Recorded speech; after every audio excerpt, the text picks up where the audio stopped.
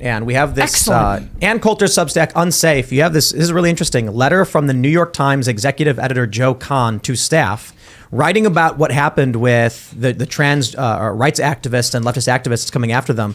But do you want to give us the gist of it and break down? Well, it was leaked to me. I was the first one to send it out. I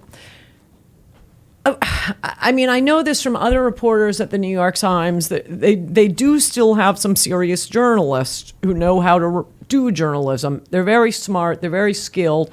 But then, I don't know, a few years ago, they brought in all the wokesters. And it's just like this cloud of locusts who go around attacking people who are doing the actual job of putting a newspaper out. And the executive editor is this guy, Joe Kahn. I looked him up on Wikipedia. Very impressive person. He's old style New York Times, which I disagreed with. It was liberal, but it was written well, and they didn't lie. The crazy thing, this letter, he's sending it around because actual, I guess, reporters and editors and probably HR representatives at the New York Times have signed on to this letter representing the trans people attacking the New York Times for its coverage of trans issues. And it's a very gentle letter, but it is him standing up to the wokesters saying, you can't be an activist and attacking people at the organization you work for. And that's the gist of the letter, which shows that there are still some sane people at the New York Times, and who knows. And as soon as they retire, the woke people take over, and then the New York Times, I wouldn't be surprised if they change their name to Down with Whiteness Times.org or something. The only reason I think they wouldn't is because it's such an institution and they get to say we are the oldest newspaper and therefore we are the authority on culture newspaper and politics. Of record, Right. Yeah, they'll add the tagline, democracy dies in darkness or something. One of my commenters on Substack said, if you didn't do this for a living, would you subscribe to the New York Times? And I thought about it. No, I'd read the Daily Mail every day. But they have 10 million members paying what, like $10 a month? Some ridiculous number. I mean, in some ways, it is the leading newspaper in America, right? People think of it first when they think of it's just fake news garbage. Yeah, I mean, it would be better to subscribe to your local newspaper and get actual news from people who know what's going on in your life. That's but instead, AP, if you though. want to feel like you are, I mean, some stuff is going to be AP, but local crime, for example, that's going to be local reporters. Things that will actually, or Daily Mail. Right. Things that will impact your life, you need someone who's actually reporting on them. And I think people instead see it as like, oh, well, I'm an informed intellectual. I read the New York Times. I mean, I know some people who very well intentioned will tell me, oh, I listen to the New York Times daily podcast, and that's where I get a lot of my news. And they're doing an honest effort to be informed, right? But it's hard to then look at them and be like, but that's not the one. You got to tell them timcast.com. I do all the time. I know. Well, they do still have some good reporters, but you really have to search for it. Mm-hmm. And it isn't that strange that you have to search for the good reporter. And I think the editors are often, sucking some of the information out. For example, the race of any black criminal. Mm-hmm. Oh, in Sweden, it's crazy. I remember when I was covering the news, covering the big story in Sweden when Trump came out and said last night in Sweden, I went there. They actually, not only would they blur the skin of the criminal, they would alter the pixel color to make it seem like it was a white person who got blurred. Whoa! Yeah. That's crazy, huh? It's like, dude, come on. That's more racist in my opinion. Wow. Yeah, it's all just still racism. The idea that you can't, like, they were basically saying the population could not handle learning that not white people would commit crimes. Yes. It's like any person can commit a crime, dude. Come on. Yeah. That's what they do. Also and that's putting a lot of girls at risk. Oh, yeah. Did you go like fully independent now? You're totally independent at the moment? Well, I always have been. Oh, so you just like I've never worked. I mean, since I left Senate Judiciary Committee, basically. Are you going to write another book? No, I'd love to ask you guys. For one thing, I've written 13 books, all New York Times bestsellers. They're excellent books. Yes, thanks to Vanessa. My publicist is sitting here. I think I think I've said it all. I mean, Mugged is about crime. I've said it all. Mm-hmm. Immigration, Trump, In Trump We Trust. I'm telling you, that is a great book, even though he turned out to be a grifter and a liar. What he was saying and doing was great. Demonic on the French Revolution and mob behavior about Antifa.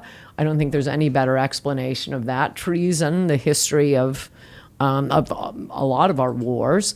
If you wanted to know about impeachment, I don't think there's... You wouldn't write about DeSantis. You wouldn't write about... I need a point. I don't write, when he was born in Mississippi.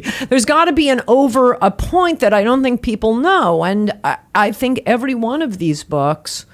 guilty about the victimology culture and everybody wanting to be a victim. He who is offended first wins. There's so much great stuff in that book that anything that is a large topic, I've already written about it, which is more than I thought I was going to write. I thought I was done after my third book, and after every book I'd say, well, that's it, I got nothing else to say. You thought you were done after your third book, and then 10 books my later, now you're bodyguard telling always you're done? said to me, you say that after every book. Have And publishers then- given you a hard time with the topics that you choose, or do you find that you get free reign? Because you are such an established, intellectual. Well, my you write great second stuff. book that your older listeners may have heard me say this. The story in book publishing is you don't make money on your first bestseller, you make it on the advance to your next book. Well, my first book, out of the gate, High Crimes and Misdemeanors, it was a New York Times bestseller, and for quite a while. And I couldn't get a second book published. Wow. I had a publisher. I wrote the book. My editor died. He was magnificent. I dedicated the book to him. And the publisher, HarperCollins, Rupert Murdoch's HarperCollins, took the opportunity to cancel the book. And I had, the star agent, Joni Evans. She was the hotshot book agent. She's shopping it around to all of her pals on Publishers Row in New York City. And they absolutely would not publish a book by me. And she'd send me their emails back to me saying things like, my second book was slander about liberal lies about the American right, a lot about the media. Man, that was a good book.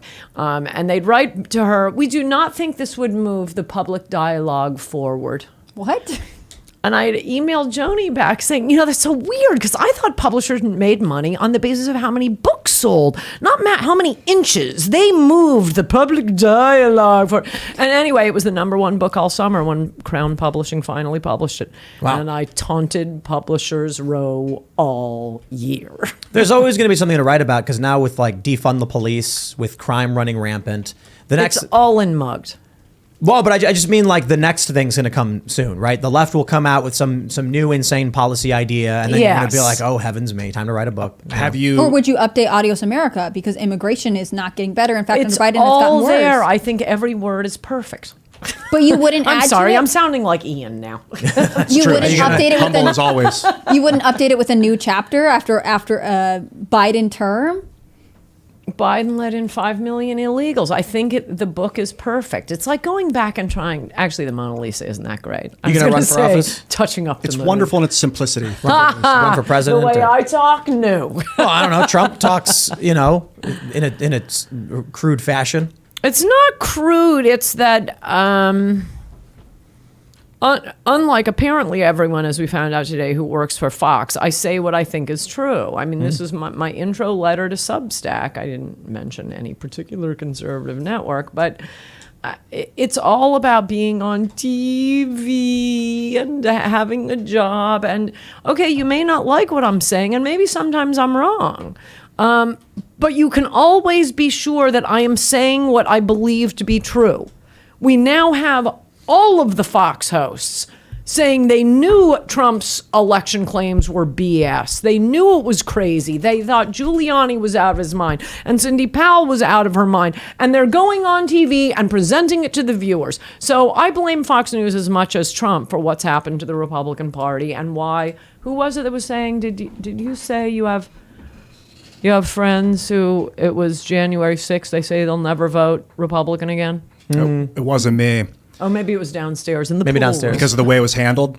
People say they'll never vote Republican after the way it was just that handled. it was so that it was outrageous that it even happened. They are blaming Republicans for that. Well, why did it happen? Why is it still happening? Because, look, some of these people are my friends in conservative talk radio and TV, and I yell at them all the time they say, oh, when we have you on, ratings go down, everybody's mad, everybody writes in, they're Trumpsters. I don't believe that. I fundamentally do not believe that when you go on, their ratings go down. Well, not ratings go down, but they get a lot of hate mail. Well, I'm sorry. No, it is the most listened to Yeah, I of was the gonna show. say. Is MSNBC inviting you on to talk bad about Trump? Oh, no, you have to say the same.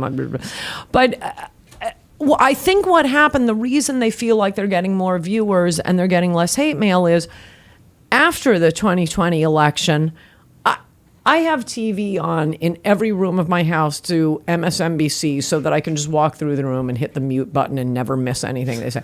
Even I couldn't listen to it after, for A, it's very repetitive, but B, once Biden wins, Democrats have the House, Democrats have the Senate. It's like, do I want to see, moment by moment report on a slow motion plane crash? There's nothing we can do. We're going to be strangled to death until it gets fun, until Youngkin ran, until DeSantis is running. Then it'll be fun again. So I think normal people, and I'm not even normal, and I couldn't watch political news. I was just watching Forensic Files. So the only people I think still tuning into cable news are the Trump fanatics. Thanks for watching this clip from the Timcast IRL podcast. Hang out with us live Monday through Friday at 8 p.m. and become a member over at timcast.com for uncensored, members-only shows exclusive. Thanks for hanging out, and we'll see you all next time.